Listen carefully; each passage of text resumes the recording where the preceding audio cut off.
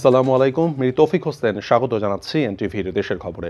Crown cement শিরোনাম দেখছিলেন, এবার বলছি পুরো খবর। এখন জন্ম সনদ দিয়ে খোলো বিকাশ স্টুডেন্ট অ্যাকাউন্ট, নিজের বিকাশ নিজে কর। কুষ্টিয়া ও নওগাঁয় বেড়েছে সব ধরনের চালের দাম। সরু থেকে মোটা চাল কেজিতে 2 থেকে 3 টাকা পর্যন্ত বেড়েছে। বাসমতি চালের দাম কেজিতে বেড়েছে 10 টাকা। মিল মালিকরা বলছেন, ধানের দাম বাড়ায় চালের দামও বেড়েছে।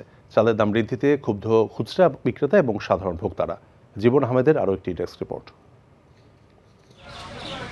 নিত্যপণ্যের দাম বৃদ্ধিতে এমনিতে হাঁসফাঁস অবস্থা সাধারণ মানুষের। এর মধ্যে হঠাৎ চালের দাম বাড়ায় ক্ষুব্ধ তারা। কুষ্টিয়ার বাজারে বেড়েছে সব ধরনের চালের দাম। মিনিকেট চাল কেজি প্রতি 3 টাকা বেড়ে বিক্রি হচ্ছে 67 টাকায়, কাজলতা চাল 3 টাকা বেড়ে বিক্রি হচ্ছে 60 টাকা, আর মোটা 28 চাল 2 টাকা বেড়ে বিক্রি হচ্ছে 54 টাকায়। সবচেয়ে বেশি বেড়েছে বাসমতি চালের দাম, কেজিতে 10 টাকা বেড়ে বিক্রি হচ্ছে 86 টাকায়। সরকার যেটা চাচ্ছে সেটা মিল মালিকরা মানছে না, এই কারণেই যে সরকারকে তারা তোয়াক্কা করে না। 2 টাকা থেকে 3 টাকা বাড়ছে, বিশেষ করে বাসমতিগুলো বেশি বাড়ছে আর কাজলতাগুলো বেশি বাড়ছে। মিল মালিকরা বলছেন, ধানের দাম বাড়ায় চালের দাম বেড়েছে। কৃষকের ধানের বাজার যদি বৃদ্ধি থাকে, আপনি চাউল তো কম দামে খাওয়াতে পারবেন না। মিল মালিকদের তো আর কোনো কায়দা ক্যাপাসিটি নাই যে বেশি দামে ধান কিনে কম দামে চাউল বিক্রি করব। এটা কি কখনো সম্ভব? এদিকে দেশের অন্যতম বৃহৎ চালের মোকাম নওগাঁয় পাইকারি ও খুচরা বাজারে চালের দাম বৃদ্ধি অব্যাহত রয়েছে। সপ্তাহের ব্যবধানে মোটা ও চিকন চাল কেজি প্রতি 2 থেকে 4 টাকা পর্যন্ত বেড়েছে। আগে আমরা কাটারি চাল কিনতাম 60 টাকা 62 টাকা কেজি, আজকে কিনলাম 65 টাকা কেজি। কেজিতে মোটামুটি 3 টাকা করে বাড়ছে। দাম বেড়ে গেছে, এই রকম হলে তো আমরা সাধারণ জনগণ চলতে পারবো না। দাম বৃদ্ধির জন্য মিল মালিক ও আড়তদারদের অতিরিক্ত মজুদকে দায়ী করেছেন খুচরা বিক্রেতারা। গত সপ্তাহে যে সম্পা কাটারি চালের দাম ছিল 60 টাকা থেকে 62 টাকা, কিন্তু এখন সেই চালটা এখন বিক্রি হচ্ছে 68-70 টাকা। ধানের দাম মন প্রতি 1-150 টাকা বৃদ্ধি পেয়েছে।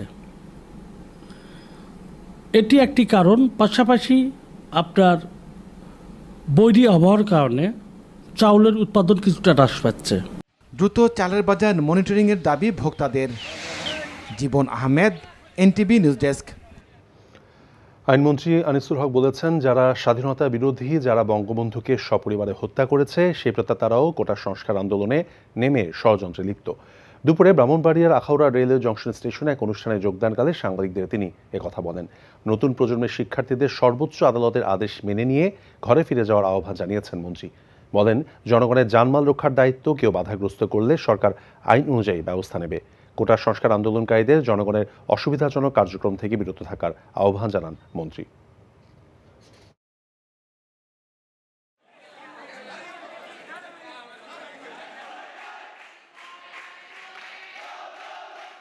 যারা ষড়যন্ত্র করে জাতির পিতা বঙ্গবন্ধু শেখ মুজিবুর রহমানকে তার 17 জন পরিবারের সদস্য সহ হত্যা করেছে, সেই প্রেতাত্মা এই মধ্যে ষড়যন্ত্রের মধ্যে লিপ্ত না, সেটা তো আমি অস্বীকার করতে পারবো না।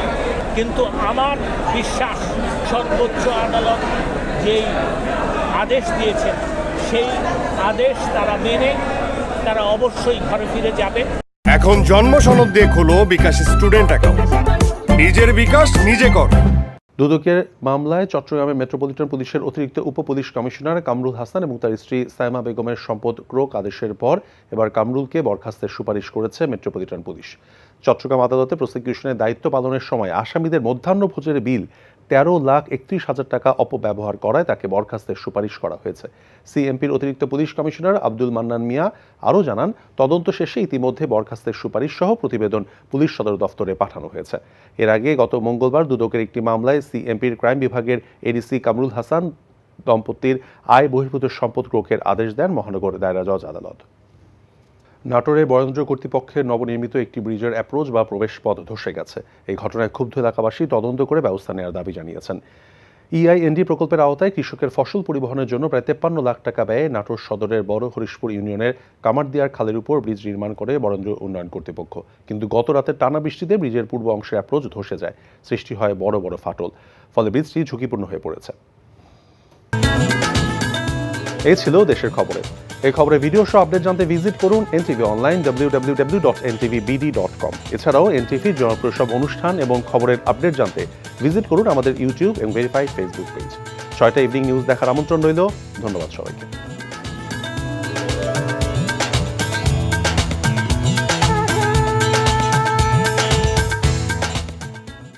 এখন জন্ম সনদ দিয়ে খোলো বিকাশ স্টুডেন্ট অ্যাকাউন্ট।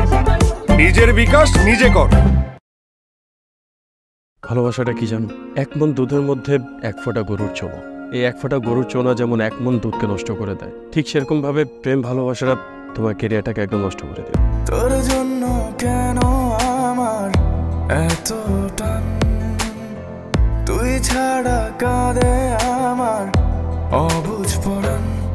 দূরে গেলে বুকে ভালোবাসা জাগে, তোর জন্য আমার বড্ড মায়া লাগে। তুমি আমার কাছে টাকা চাইতেছো, সেরকম আমারও তোমার কাছে একটা চাওয়া আছে। স্যার ইভেন এটাও বলছে যে আপনি নাকি পড়াশোনা ভালো মতো শেখান না।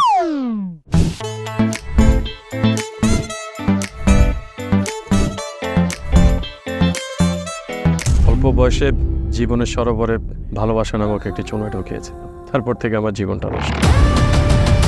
মানুষের জীবনের তাগিদে মাঝে মধ্যে দূরে সরে যেতে হয়, আবার জীবনের প্রয়োজনে ফিরে আসে। আমিও ফিরবো।